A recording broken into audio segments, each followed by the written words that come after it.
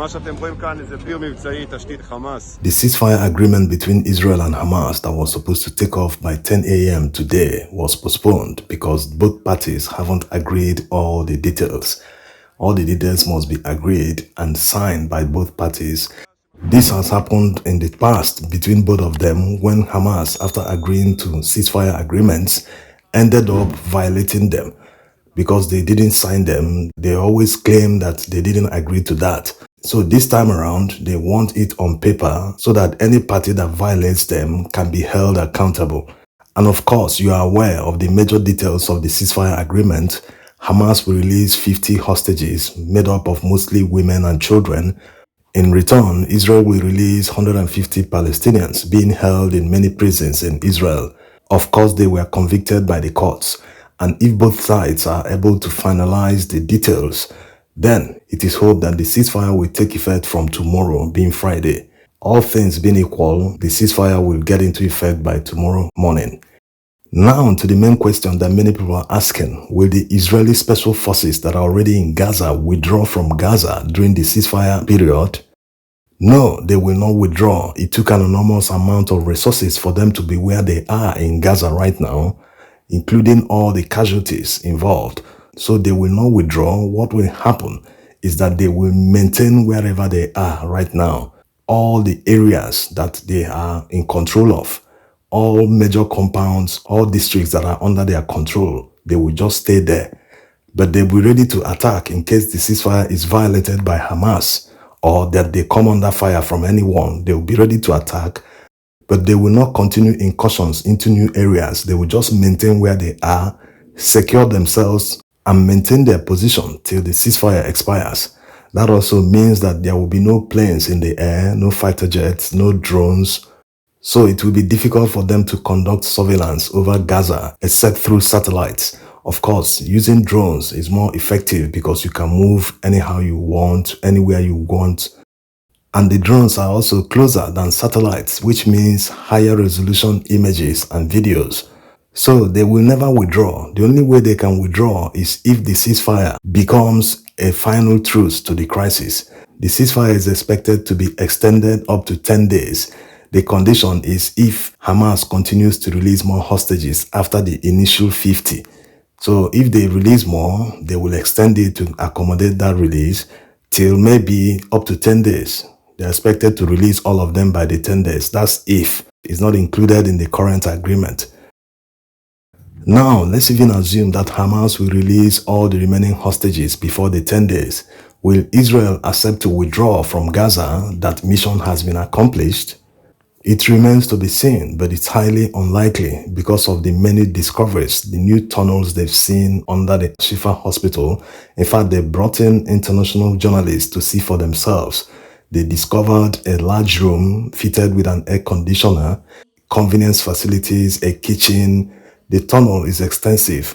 There's one that goes across the street that links another tunnel shaft that directly links a classroom. Yes, this flat is like a classroom, or maybe it's disguised, but it has a kitchen. Everywhere is looking like a classroom, but underneath, covered with tiles, there's a tunnel shaft with a spiral staircase like the one they saw in Shifa Hospital.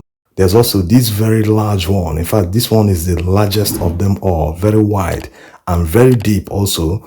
So they cannot just abandon all these just because all the hostages have been released, because it doesn't guarantee that something like October 7th won't happen again in the future with all Hamas tunnel network still standing.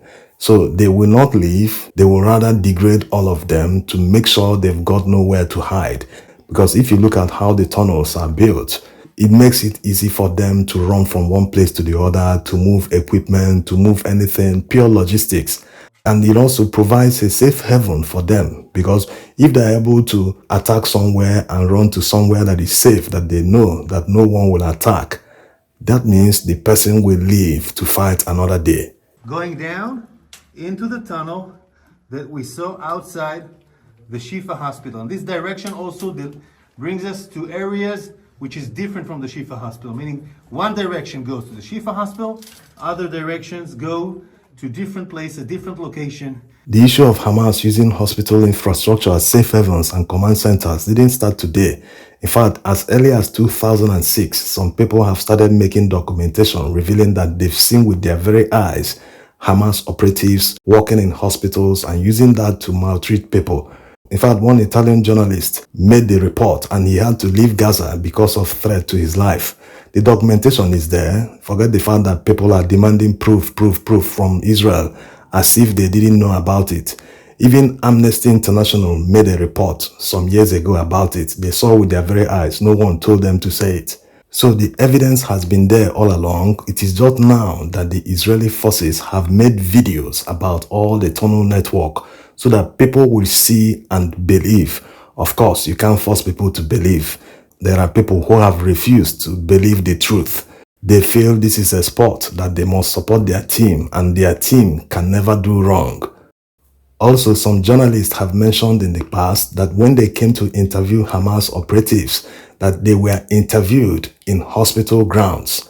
So this is a known issue, it's not a secret at all. In fact, it is better we compile them in a separate video. If you want to see that video, drop a comment. If it gets traction, then we'll consider making that video. With what is going on in Gaza, it seems opinion is changing. As you can see here in this video, although it's not verified, the person who did the translation is not verified, unlike the ones that memory does. You can see they are protesting, but what they are saying can't be verified. If you speak and understand Arabic, just drop a comment if you understand what they are saying so that we can verify if truly they are protesting against Hamas, that they want to take over, that they want to chase Hamas away from Gaza so that they can vote in a new government that will care for them.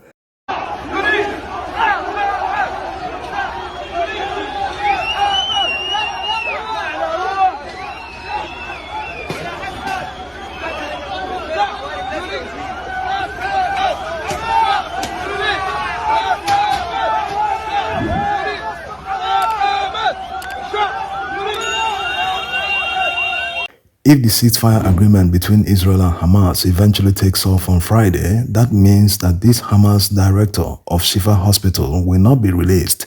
He is currently under arrest and being questioned by the IDF Special Forces because of his suspected involvement in the whole hostage saga. Because, going by this video, the CCTV video they released, the Hamas operatives walked into the hospital with a hostage, not even one.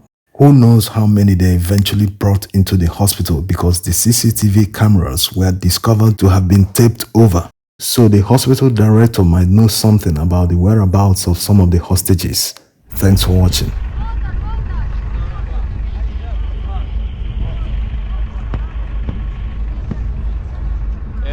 Doctor.